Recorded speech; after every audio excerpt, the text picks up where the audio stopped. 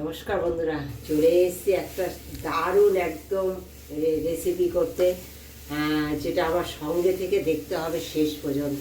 Skip করে দেখলে আজকে ভিডিওটা তোমরা বুঝতে পারবে না যে আমি একেবারে অন্যরকম স্বাদে একটা দই রেসিপি করতে চলেছি। অনেক রকম তোমরা খেয়েছো, অনেক রকম, কিন্তু আজকে যেটা করতে চলেছি আজকে আশা করি কেউ কখনো খাওনি।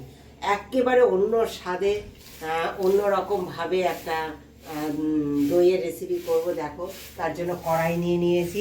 কড়াইতে দিয়ে দেবো প্রথমে একটু চিনি। চিনিটা ক্যারামেল তৈরি করে নেবো বন্ধুরা।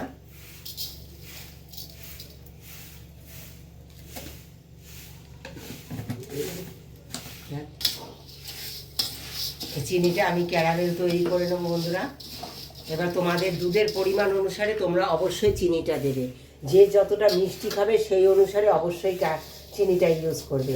হ্যাঁ, আমার দুধ ধরো প্রায় 250 মতো দুধ, তাতে আমার এই দেখো ছোটো কাপের 1 কাপ মতো আমি চিনি দিয়েছি। এটা আমি সুন্দর আস্তে আস্তে ক্যারামেল তৈরি করে নেবো। দেখো বন্ধুরা, কত সুন্দর ক্যারামেলটা তৈরি করে নিয়েছি। এবার এই ক্যারামেলটা দেখো, আমি এই যে দুধ নিয়েছি 250 মতো, এই দুধের মধ্যে আমি এই দুধের মধ্যে দেখো এটা আমি এই ক্যারামেলটা দিয়ে দেবো।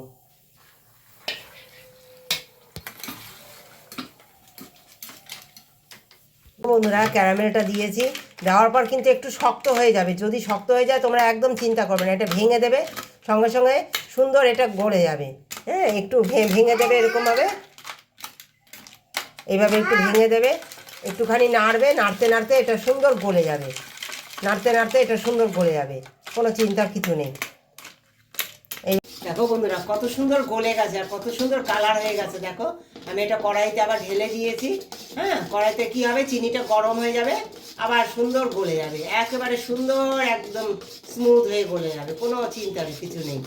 যদি তোমরা ওরকম ঢেলে বাটিতে ঢেলে করতে যাও একটুখানি হয়ে যেতে পারে, তোমরা কড়াইতে আবার ঢেলে দেবে, সুন্দর গলে দেখো একদমই কালার চলে আসবে, সুন্দর কালার চলে আসবে, আর মিষ্টিও হয়ে যাবে, কোনো চিন্তার কিছু নেই। এইবার দেবো আমি 1 চিমটি লবণ, এটি 1 চিমটি লবণ দেবো। মিষ্টি জিনিসে সবসময় একটু লবণ দিলে না দারুণ স্বাদ হয়।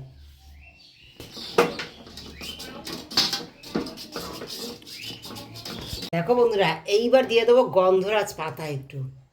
হ্যাঁ, এই গন্ধরাজ পাতা দেবো।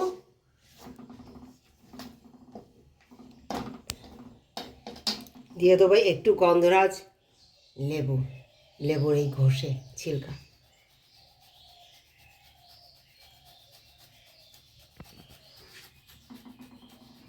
দেখতে পাচ্ছ একটু খোসায় যে পড়ছে, দারুণ সুস্বাদু হবে। এর যে গন্ধটা, এটা একেবারে মোমো করবে।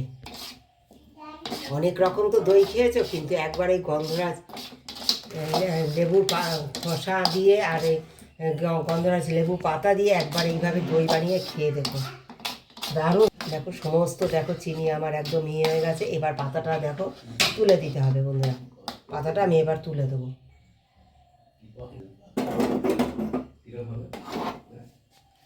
দেখো বন্ধুরা, এইবার আমি এতে দেব,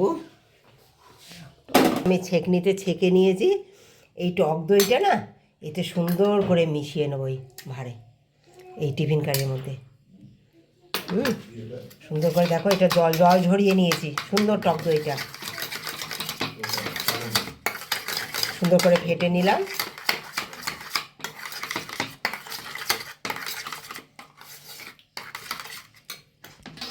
চিনি দিয়ে যে দুধটা তৈরি করেছি এটা এর মধ্যে মিশিয়ে দেবো। একটু গরম থাকতে হবে বন্ধুরা, দেখো এই যে হাতে দেওয়ার মধ্যে একটু গরম থাকতে হবে, একটু একটু করে দেবো আর আমি এটা মিশাবো।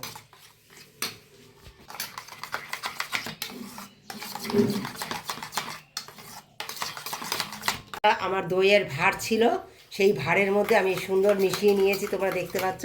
এই ভাঁড়ের মধ্যে দিয়ে দেবো।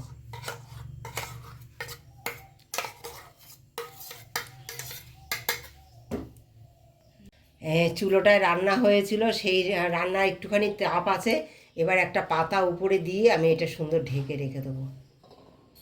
এটা একদম এরকম ঢাকা থাকবে, তারপরে আমি তোমাদের সঙ্গে ফিরে আসছি।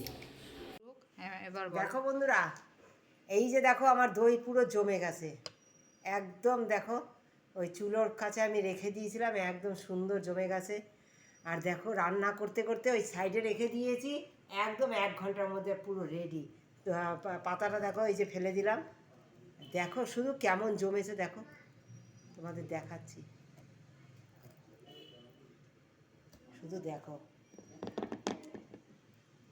একটু দেখো তোমরা জাস্ট কেমন হয়েছে, শুধু একবার তোমরা কমেন্ট দিয়ে জানিও। এই গন্ধরাজ, অনেক রকম তো দই খেয়েছো, একবার এই গন্ধরাজ দইটা খেয়ে দেখো কেমন হয়েছে, তারপর আমাকে কমেন্ট দিয়ে জানিও।